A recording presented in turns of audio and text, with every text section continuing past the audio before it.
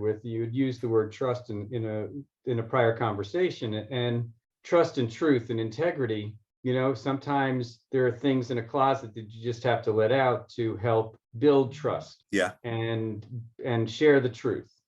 And they talk about the truth hurts. Yeah, it sucks. But if I want to garner or increase our trust with each other, it's sharing things that you don't know, that are buried deep, but not completely buried, that every once in a while happens to come to the fore. And it just happened that this was a conversation that we were going through and wasn't headed in this direction when we started it, but it ended up in a very uncomfortable conversation for me, and probably even for you. Yes, but I will also say that these kind of conversations, aside from the global picture or some higher purpose, it also provides an opportunity to heal. Welcome to Peter and Phil's Courageous Conversations, a podcast addressing race relations and social issues in hopes that you'll be inspired to do the same. Now, let's begin our conversation with your hosts, Dr. Peter Weinstein and Dr. Philip Nelson.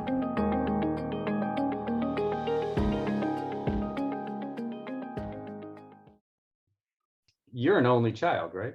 No, I have two sisters. All right, because I don't think they've come up in conversation, but well, we can always go there. My parents had a child who's 3 years younger than I am, who was essentially excommunicated from the family by his choice about 25 years ago. He wrote a lot of nasty stuff to my parents, didn't come to my mom's funeral, didn't come to my dad's funeral, and essentially was displaced. My mom died in 99, so at least 25 years ago. My goodness. You have any idea where he is now? Every once in a while, Google him just to see what's going on. But he was, he had a lot of deleterious impact on the mental health of both my parents. So, but I have not engaged in conversation with him since before my mom died. And this is your only brother? Yes. Well, I have two sisters. One is in Atlanta. She aspired to be a nurse while I was just starting my veterinary career at Mississippi State.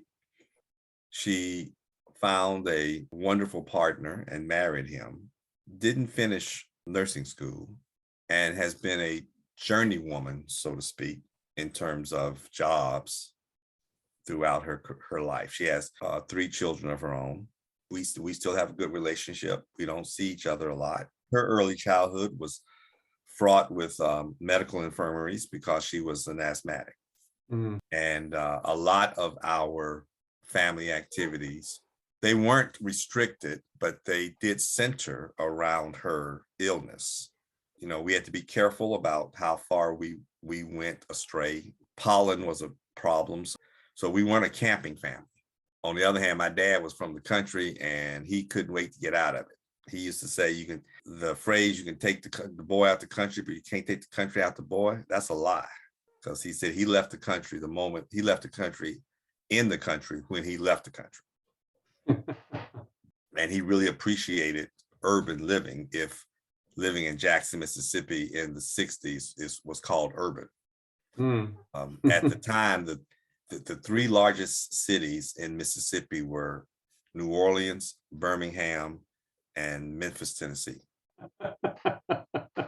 You want to explain the geography to some people who don't know that, or should we just leave it alone? No, so that's a comical refraining of the definition of city.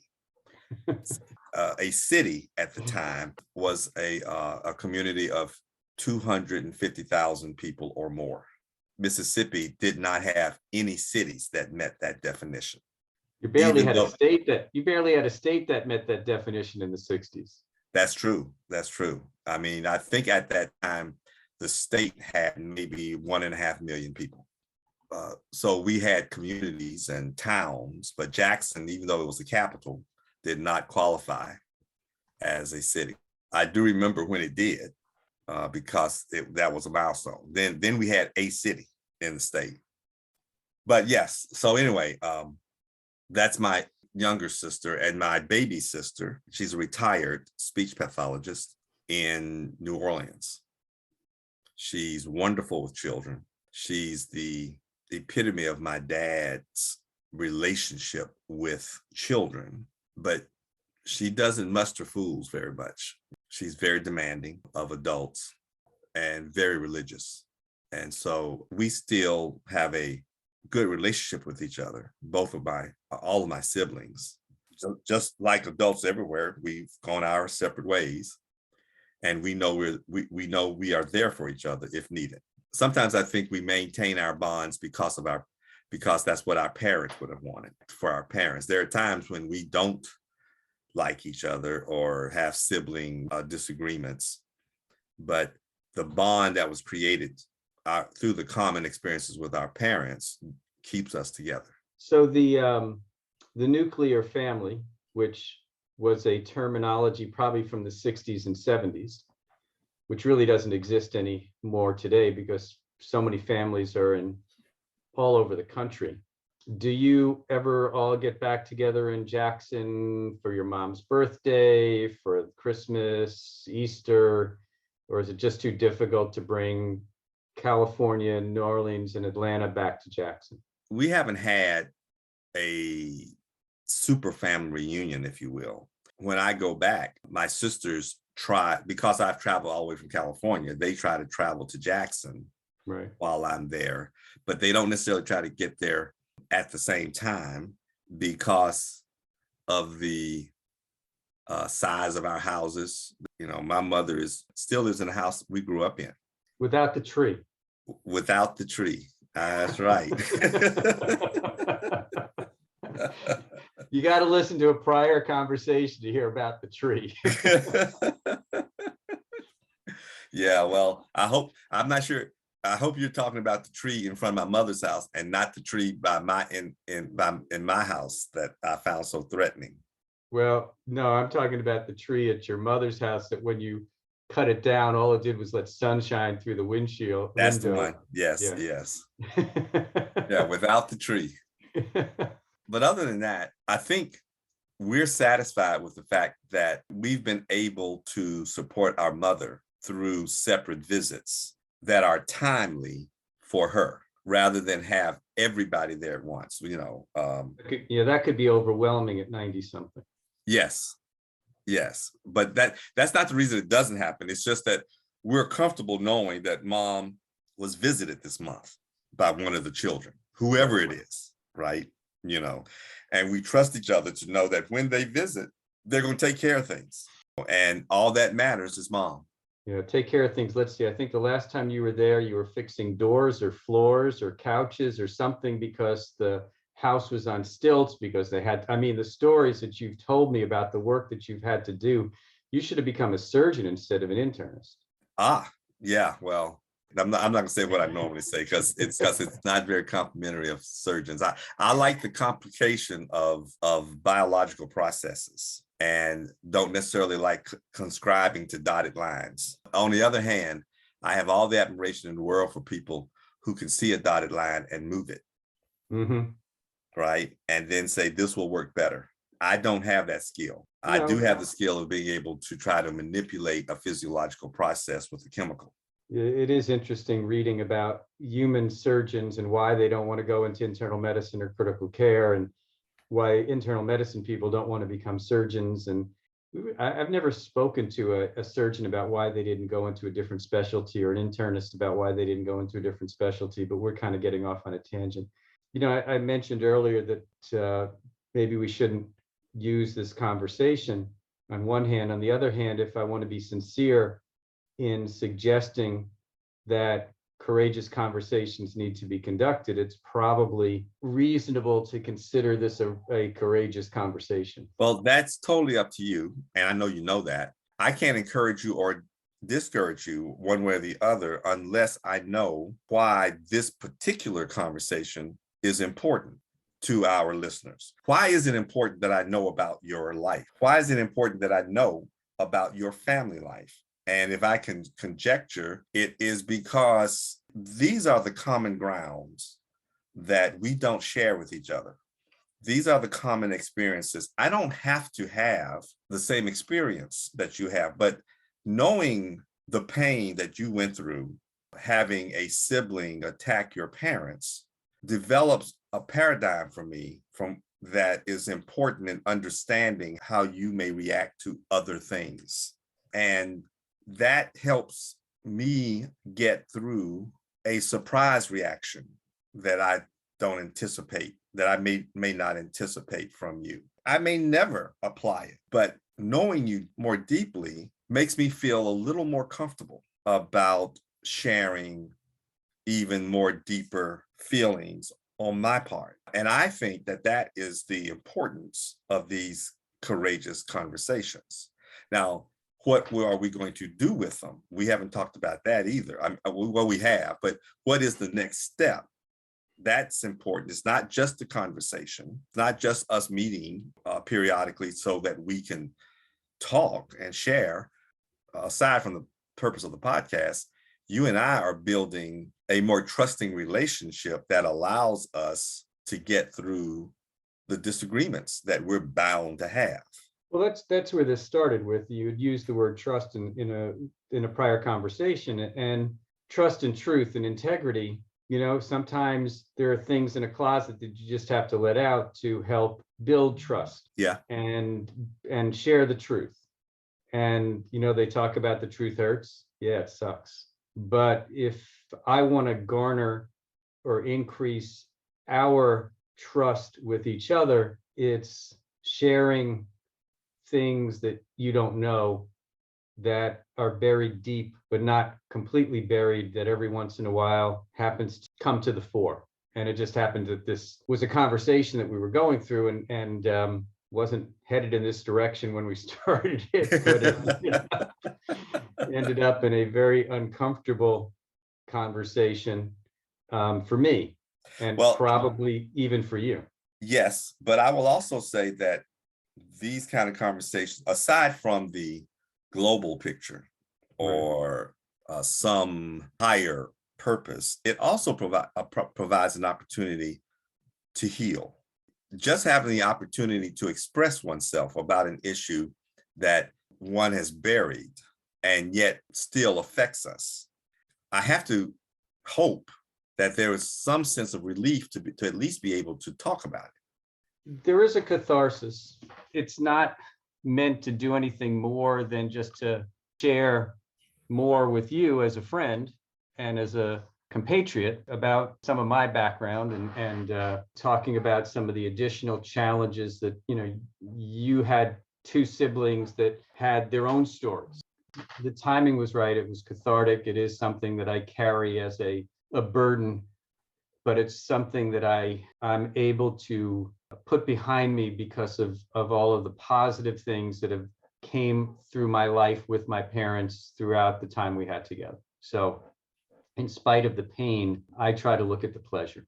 Well, and that's clear that you've moved on. It is, but we all have skeletons in our closet, and particularly in this age of a non-nuclear family that you mentioned. I would like to push back a little and say we still have nuclear families. We have just redefined them.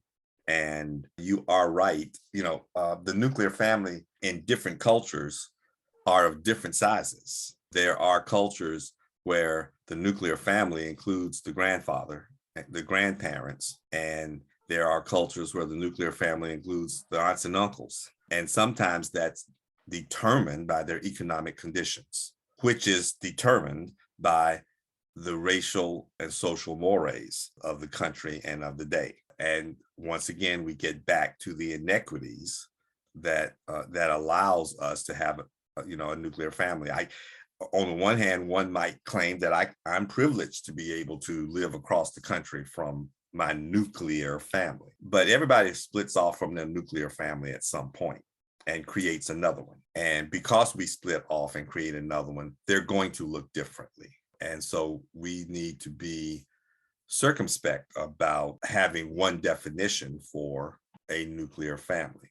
Even the discussion we had with Dr. Blackwell in our last podcast described a bonded family, which I consider nuclear. That includes pets. You know, Phil, if you think back to the 50s and before, the apple never fell far from the tree. Oh, I It was- understand. I understand that travel has complicated things.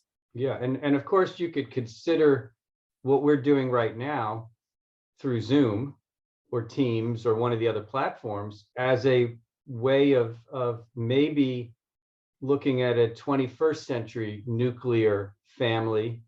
I mean, we've had dinners with the kids where we were all doing a Zoom and they were at their dinner tables and we were at our dinner table here. So we've created new ways of bringing people together.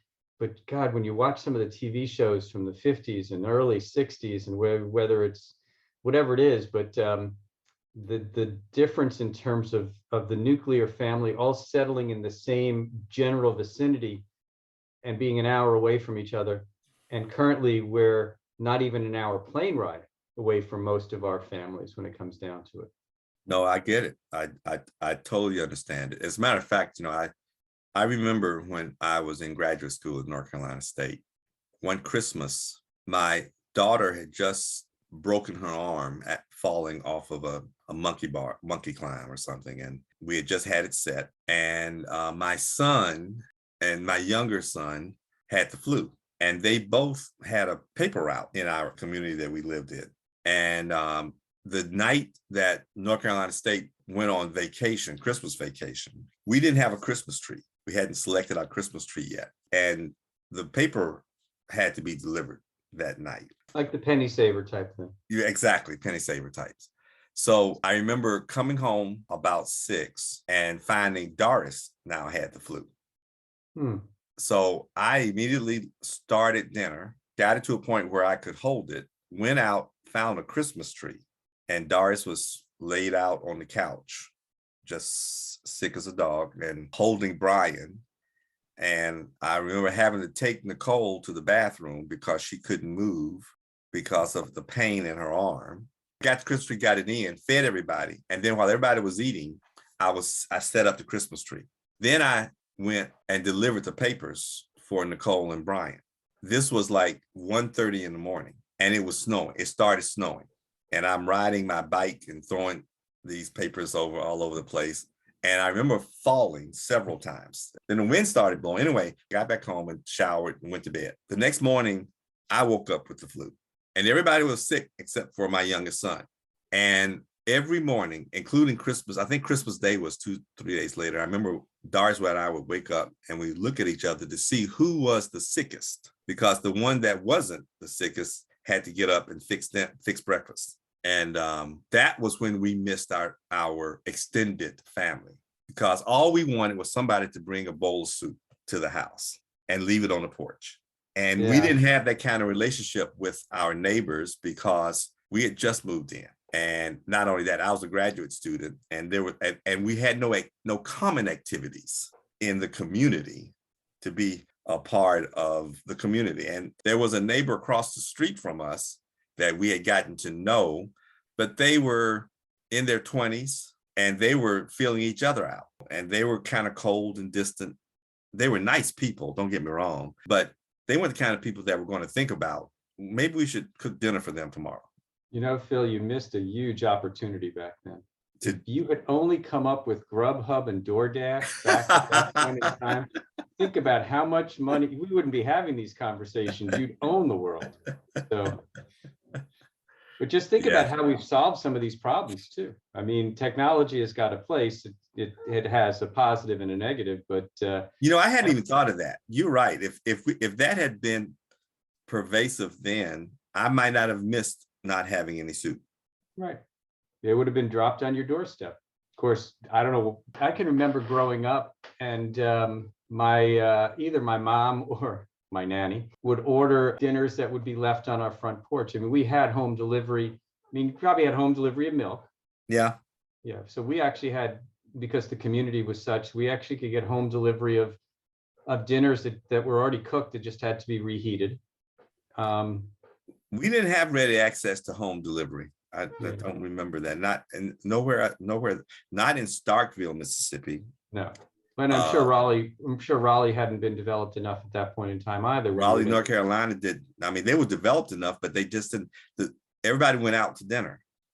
You know how full circle we've come.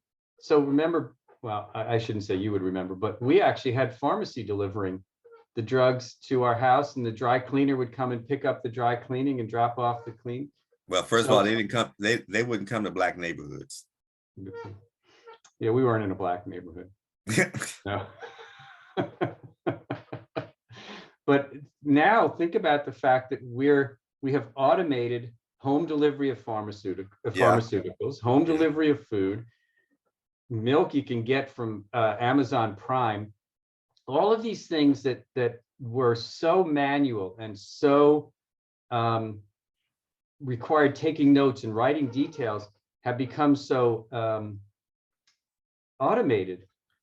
And yeah, but but you give up something in that. Absolutely. Right. Yeah. I mean, one of the reasons we didn't do it before is because people wanted to pick their own fruit. Yes. You know, people wanted to make sure that all the eggs were whole, that there wasn't a cracked egg in a thing. And we didn't, and people, so they wanted to make their own selections. And they weren't afraid to go out. And they weren't afraid to go out, right? And so, but now, you know, when you ask Whole Foods to shop for you, you know, they might pick the freshest chicken they have. They might pick the ripest pear, but you are going to lose your skill in making that determination. If now after a while, they're going to tell you which pear is right. Well, and I think part of shopping back in the 60s and 70s and even up until more recently was a social component too. And some of these automations have taken the social side of things and made them robotic in their own way. And so, yes, you know, sometimes when I go into large metropolitan areas like DC and New York and Chicago and go into the neighborhoods, and you see these large grocery stores that have rotisseries and foods that reflect the ethnicity of the neighborhood, you know, and you can make your dinner. Your dinner could be a smorgasbord of Hispanic, Indian, Asian, soul combination. You know, you can, you know, sometimes I walk in there like, boy, I wish I was hungry, you know. And then at the same time, I look at it from a public health perspective and realize how many people are dipping in all those vats. You know, that is what is it? Soup Plantation went out of business, and I used to love to go there because you could go back and get soup and salad and repeatedly go back, but there's no way you could keep the disease and pestilence with just a plexiglass piece over the food. So we've gotten into a greater concern from that standpoint. I need to take you into Whole Foods sometime because you can have the whole soul of everything under the sun and sit there and eat it. They probably don't have a Whole Foods out in Upland, do they? Yes. Well, you got to go in there sometime. Yeah. So we started talking about a nuclear family and somehow ended up with Whole Foods. I know. This is just how we roll. The conversation started with trust, and I think it'll end with trust. And I'm going to be a little bit uncomfortable to see what feedback we get when some of my personal issues become a public domain. But I don't think I was mean or evil in any way in anything that I said. Well, for the record, and in my opinion, you didn't reveal anything that's embarrassing, and you were not vindictive. It's an example of a conversation between two people that know each other, but it's when you start to have these more revealing conversations that you really get to know people. Well, I have to tell you, I know exactly how you feel. The story I told about the highway patrolman that pulled me over in Auburn. Right. when I finished, I realized that at some point, emotion took over and I ended up reliving it. And then and at the end of the story, I recognized I had relived it out loud. And I immediately wished I could pull it back. So I understand what you're going through. Well, I think both of us have had each other bring out stories that had been very deeply buried. And maybe some of the catharsis comes from sharing those stories and moving on, but not completely forgetting them, but just using them as teaching points in some fashion for others and learning points in some fashion for ourselves. Yes. Thank Nationwide again for putting up with us and supporting our conversations in whatever direction they go. Thank you for joining us for another courageous conversation. Be sure to follow us and check back next week for more.